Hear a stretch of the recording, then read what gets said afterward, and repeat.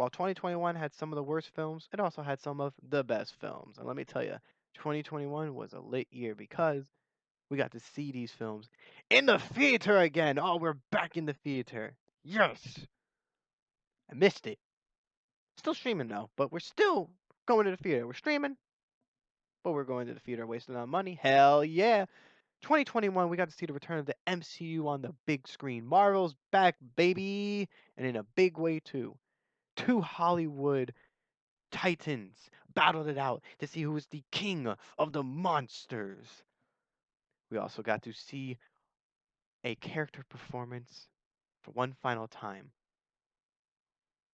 Ah, so amazing. And who could forget an animation studio continuing to do what they do best, being the best. 2021 was a big year for film. Sadly, I didn't get to see all the films of 2021. I didn't get to see all the ones I wanted to see to make this list, so asterisk, I guess, for now. Or not, who knows? Listen, I didn't want to have to go to the theater and pay all that money just so I could sit around and watch a movie that I probably won't like. So it's easier to stream it on my laptop for free, third party. Anyway, well, I'm not gonna take time for this introduction. I want to get to the movies. I want to get to the best movies because these were the movies that I really enjoyed. These are the movies that I watched and I was like, you know what? I love that fucking film. That film did great. That surprised me. These films were good films to the point where they were best films. They were the best films. And hell, I'm not gonna lie. This list was hard to make. The top five alone could be number one. The top three alone, all of them were number one at one point. So who knows what number one's gonna be? But let's do this right. Let's get on with this freaking countdown because I know you have shit you want to do. You want to watch these movies. And I try not to spoil some of them. So let's get to the Brax taxes. I know you wanted to hear that. I did too. And let's count down the top 10 best films of 2021. Shang-Chi and the Legend of the Ten Rings was a solidly good film. Surprised the shit out of me, to be honest. But pat on the back, director of the movie. I don't know the name of, but I'll insert the name here. There you go. Um, the movie was great. I'm not gonna lie. Visually, it's not the most stunning thing. People are saying it's visually stunning. The visuals are alright. Not the greatest visuals I've seen in MCU, but they're alright. The acting was really great. The fighting scenes were amazing. Fighting scenes were amazing. The bus scene, awesome. The villain in this film, he's alright. He's good. No Thanos, but solid villain. This film's just a solid film. 8 out of 10 film, honestly. It's not gonna be the greatest Marvel movie. We know that, but it's an introduction, and what we got was great. We haven't gotten an introduction film as great since I think Guardians of the Galaxy, and that film fucking just it took off. And this film, had the pandemic not been a thing and had people actually gone to the theater to see it, it also would have taken off. Like it's one of the most successful films of the year. But realistically, if there was no COVID, this movie would be like at least close to like $700 million in the box office, maybe 800. Just saying. Blew me away though, so great job on that. I'm not gonna lie, I didn't expect it to be this good, but at the end of the day, it really was great. Shang-Chi, I think, could be a solid character for Phase 4 of the MCU. I really hope they do well with this character. I hope they do. I want more. You know what I mean? I want more. There wasn't enough from this film, and thankfully we're gonna be getting another one. So until then, or we could be getting a series, which I'd be okay with that because I mean, they did pretty good Marvel this year with their series, or last year with their series. But anyway, Shang-Chi, really great film. If you haven't seen it yet, then well, it's on Disney Plus. What are you waiting for?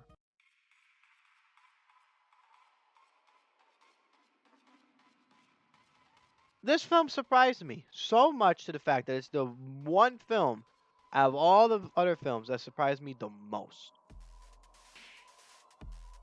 Like, what the fuck? Bob Odenkirk, hitting almost 60 years old, is kicking ass like he's a young 35-year-old man. And he's doing it in such a badass way. Like, the film is a fucking love story to John Wick, pretty much. But it's so fucking lit and badass. What is with Hollywood with making these 40 plus year old, 50-year-olds badass action stars now? I don't even care. It's amazing. Keep doing it.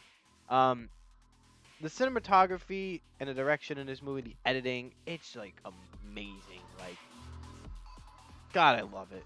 I love film, and this is a reason why here. The director of Hardcore Henry, I'm never gonna attempt to say the name, so again, insert the director's name here. He does a fabulous job with cinematography and editing. He did a great job of it in Hardcore Henry, and he did a great job of it here. That's how. As soon as I saw his name on the credits, I was like, "It's gonna be the opening credits." I was like, this movie's gonna be lit." No, I know. I just know. I just know it. And does it add anything new to the action genre? No. But does it show some great action-packed scenes? Make Bob Odenkirk a badass and introduce us to a possible future franchise that can be the next John Wick or Taken? Hell yeah. Hell fucking yeah. I'm not gonna lie to you. And then I'm gonna bring up a bus scene. The bus scene here, one of the most badass scenes in a century. Two fucking surprising movies, two great action bus scenes. To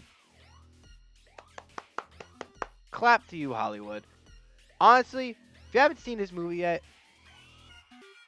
I'm not surprised you haven't, because it came out in February and it just became below under the radar thanks to other big films that came out this year. But if you haven't seen it yet, find a way to. This movie is fucking amazing.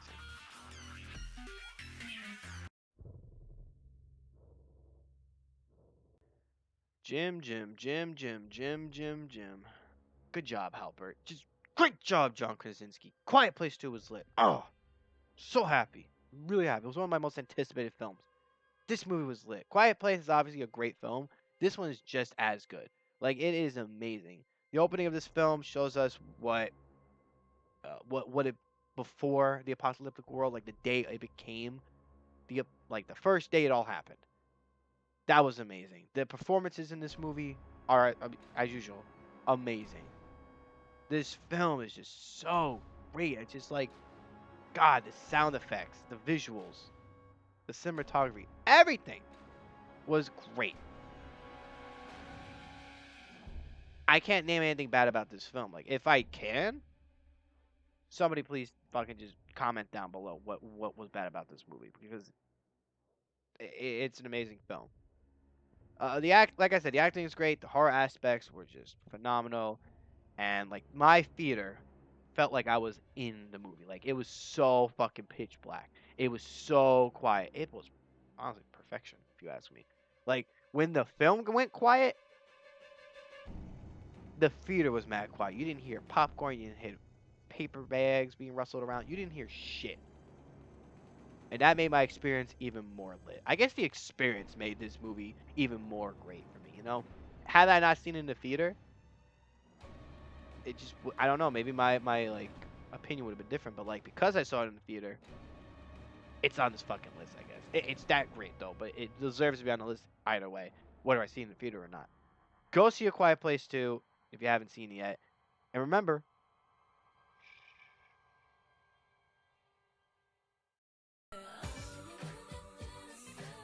Ryan Reynolds is a non-playable character in a video game comedy action film. That's all your marketing has to be, honestly. It's just Ryan Reynolds in another movie. It'll get butts on seats. He's the GOAT, honestly, at this point. He is the GOAT. Bow down to Ryan Reynolds. Nah, that Free Guy was really good. Like, I expected it to be. I didn't. Okay, that's a lie. I expected this movie to not do as great. I wanted to see it because I love video game type of films like this. Because it reminds me of Ready Player One. I did not expect it to be as great and popular. And it fucking was. Like, the amount of Easter eggs from video games in this movie to the cameos were amazing. The story, I love the story of this film. I love that it feels fresh and it doesn't feel like your basic every year film. It's like, oh, this happens, or oh, they're going through this scenario. It's different, and I like it. I like it. Um, I enjoyed the action scenes. I enjoyed the comedy, the gags. I really enjoyed Ryan Reynolds' performance the most, to be honest. I mean, as usual. Um, but I feel like this is a film for like all types of genre. It's like I said, it's an action movie, it's a comedy movie, it has video games aspects, so it's a video game movie as well. It's a romantic comedy. It's a love story. It's a family film. It's a family film. It's going on Disney Plus for Christ's sakes. It's a family film. In the end, there's not much to really say. Just go watch Free Guy. Keep it short right there. I don't even need to tell you anything else. Just go watch Ryan Reynolds just do his thing. Make a movie lit. Get paid to do it. And then go make a couple other shitty films. But hey, at least he's lit, right? Go watch Free Guy.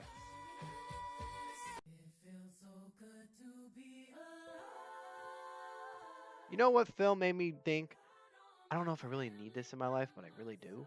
If you guess this film, you're correct. King Richard is a biopic of the father of Venus and Serena Williams. Technically, it's also a biopic of the Williams sisters and their early success, but it also touches on mostly about Richard Williams, their father. And Will Smith puts on such an award-winning performance as Richard Williams, to the point where I consider this one of, if not the best performances of the year. What I like about this film is that we watch the two sisters, Richard Williams and the entire family, go from living in a not so great neighborhood in Compton, California, to them moving to Florida and finding huge success throughout the entire film. I like that we see a family do everything that they can to find success, but also they are there for each other, even though two of the children in the family are being raised to be like the superstar athletes that they, well, became in the end. Um, the film uses Venus more than Serena, which makes sense since Venus was technically playing tennis first. But still, we get to see both characters shine. And honestly, this biopic perfectly shows the Williams family's life while also showing the struggles of becoming successful to how far Richard Williams went to create the future Michael Jordans of tennis. They said it in the trailer. They said it in the movie. It's the fucking truth. They really are. Can you name a better tennis female player? Is that how you call them? Can you name someone better in tennis than the Williams sisters? I'm waiting. Um, I'm not even a big tennis guy. I'm not gonna lie to you. I don't like tennis. This made me like tennis more. Pretty crazy. The acting in the film was great. The script was phenomenal. The storytelling was a little slow burn at times, but it works in the end. I probably would have taken 10 to 15 minutes out of the movie because it was over 2 hours long, but that's just a nitpick for me. Either way, the movie was awesome. Go check it out when you have the chance. It's so great. Like, it is so great. Probably the best biopic this year. Can't really think of any other good ones at the top of my head, so go check it out.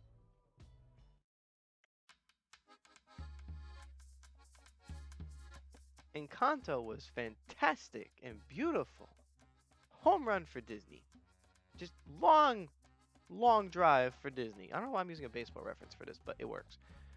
Encanto was just an amazing movie. It really showed a great representation of Colombia, and the colors of Colombia were really used well in here. Like, the animation is amazing. I thought the characters were all amazing. They were all used.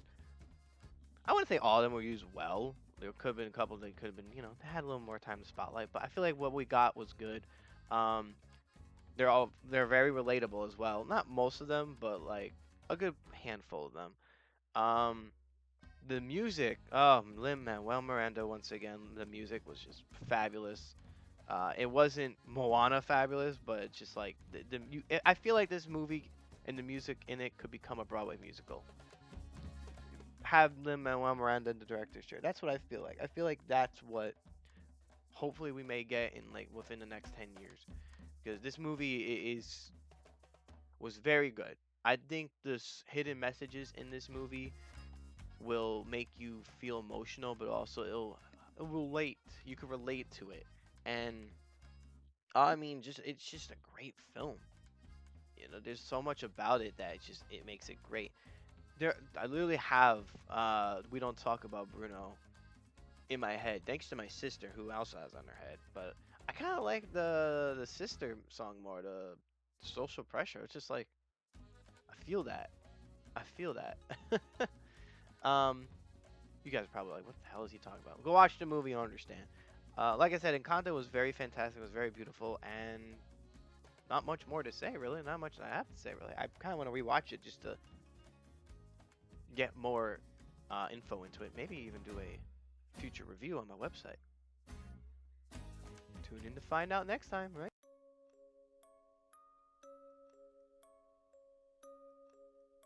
I honestly could say that Edgar Wright is one of my favorite directors ever, and he is a fucking genius behind the camera and behind the director's chair. And when he makes a screenplay, oh my god, mwah. Last Night in Soho, baby. Ooh, I remember seeing the trailer for this, and I'm just like, I can't wait to see this film. And I am so happy that this film did not get delayed or anything, because if it did, oh Jesus, I would have been pissed. Because this movie was amazing. The cinematography was amazing. The editing was really good. The acting, the performances from the cast was just holy shit. The main girl, not Anna Taylor Joy, Thomasin McKenzie, I think that's her name. Might be messing it up. She really took the ball and just ran with it. Jesus, was she good. The film feels like a thriller, but then it's a mystery. It's a horror. I think it's a sci-fi. That's what Wiki says. So I could be also wrong. They could just update it and change it. So if I'm wrong, fuck me, right? But this film was so perfectly well made. It doesn't feel like an Edgar Wright film, like Shaun of the Dead or Baby Driver or even Hot Fuzz. They don't feel like those films. It feels like he's trying to do something new, a different style, and I like it. We've seen him change up his style a bit in every film, and this one was like it wasn't like it didn't feel like he was on director's chair, but he was, and it worked, and it was really done well. There's a lot of unexpected twists in this movie, and I feel like if you don't pay attention, you'll get lost in this film because that will happen. It's like Inception, if that makes sense. You need to pay attention to this film, but this film was great. Nothing more, nothing less to say. It's just go watch this movie. That's all I can really say. It was a great film. Good job, Edgar Wright. Not good job, great job. The Academy better give this film some nominations, because if it doesn't, we have a problem.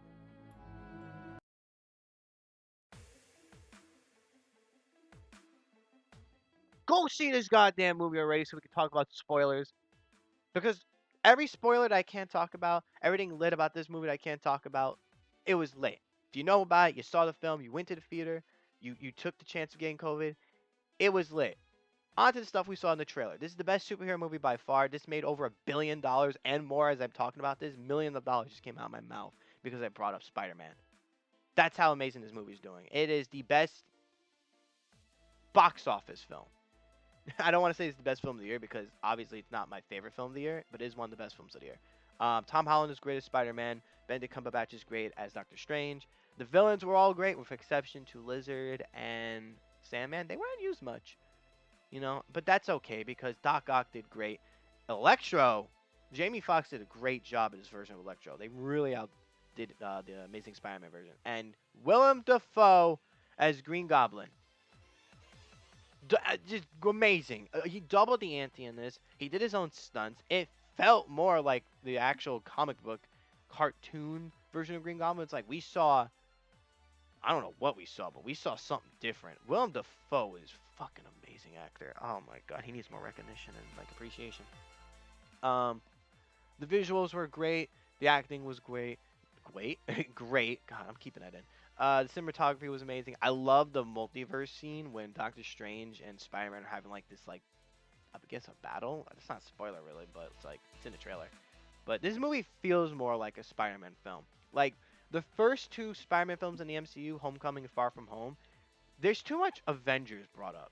There's too much MCU stuff happening. Like, oh, Nick Fury's here, Iron Man's here, Captain America, whatever. It's just like in this one they're referenced, and we've seen glimpses of like Avengers, like MCU stuff.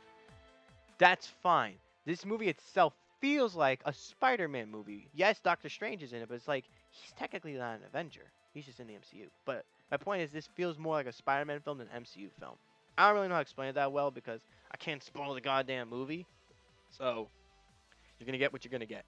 Um, Honestly, the crowd in my theater was just amazing. The experience honestly made this film even more better for me. I feel like had I not gone to the theater for this and I would have waited till it was like on line or something on Disney Plus, doubt it, but the experience wouldn't be as great. People are saying this is gonna be nominated for an Oscar or even Tom Holland's gonna be nominated for Oscar. I don't see it, but if it does happen, it deserves it because Spider-Man No Way Home is a fucking great film. Like by far. The best superhero movie this year.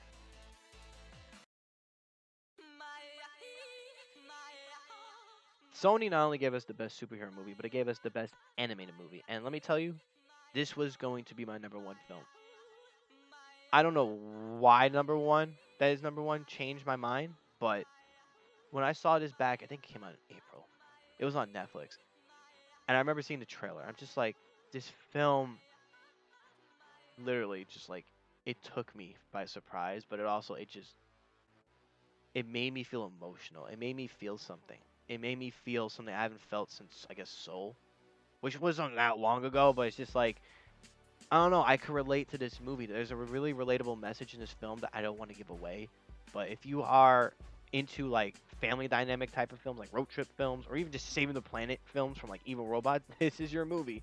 Like the animation was amazing in this film. I really like the little details that they put into the characters and in the setting. I really like that. I thought the characters were all just funny. Like the whole movie, yeah, it has its like very emotional, down to earth moments that will make you cry, which it did. It just there are very funny belly laugh moments in this film. Like I laughed a lot watching this movie. Like I didn't expect myself to like love this movie. I didn't expect myself to love the family as much as I did, because like every member of the family I like. The film in the end, like the last act kind of takes a lot to get to the ending. Like there's a lot that I would have taken out of the ending, but it's a nitpick. This film is just honestly a masterpiece. There's nothing bad about this movie that I can say. You know, other people would say, "Oh, there's this moment." I'm just like, shut up. It wasn't bad. It was great. It needed to be in there.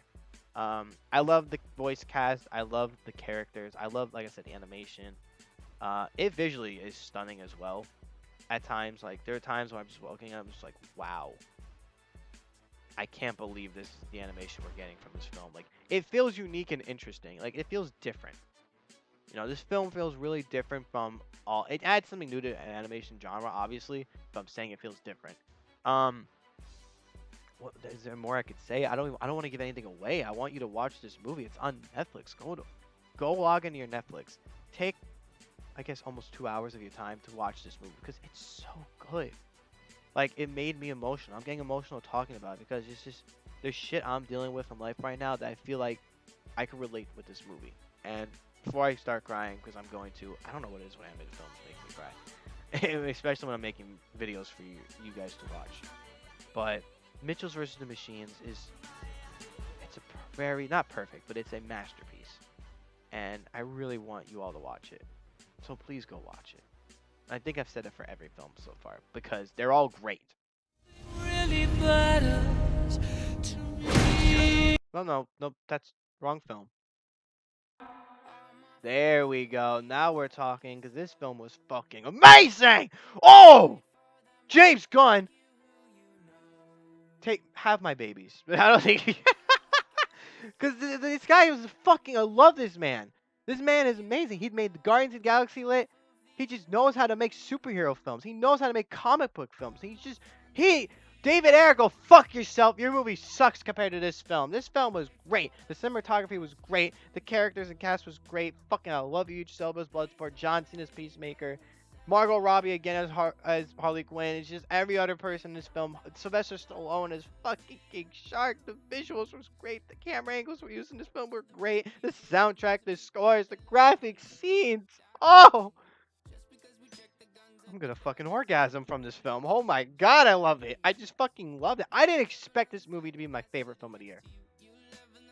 Did not expect to. I saw this movie 3 times. I bought the DVD, the Blu-ray DVD, while I was in Georgia visiting somebody. Like, I just can't stop saying how much I love this movie. Like, God, I fucking love it. Like, I can't wait to buy the video game. Not the video game version of the movie, just the video game in itself because of this movie. I can't wait to fucking watch this movie again and again. Like, the cinematography, like I said, it was amazing. The visuals were amazing. CGI for King Shark and Starro, they look so perfect. Especially King Shark. He looks like an actual shark is on the fucking screen filming with these guys. It's just like all the other characters in this film. I don't want to give much away, but like they're great. Whatever time they had on there, they were great. Whew, breathe, Jesus Christ, breathe.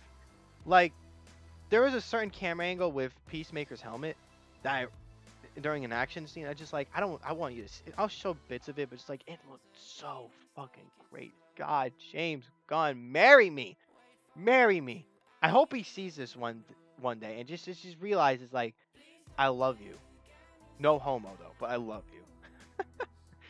Oh my god, I'm like I this movie was so amazing and so brilliantly done. Like we finally got a great adaptation of the Suicide Squad. And I mean this wholeheartedly.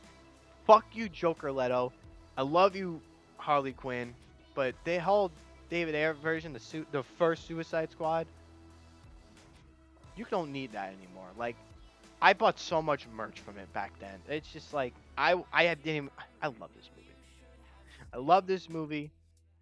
This is the best movie of the year in my opinion. If you haven't seen it yet, stop waiting, get off your fucking asses, and find a way to. God, this was the best movie of the year. It was so fucking great. It's just, I love this movie.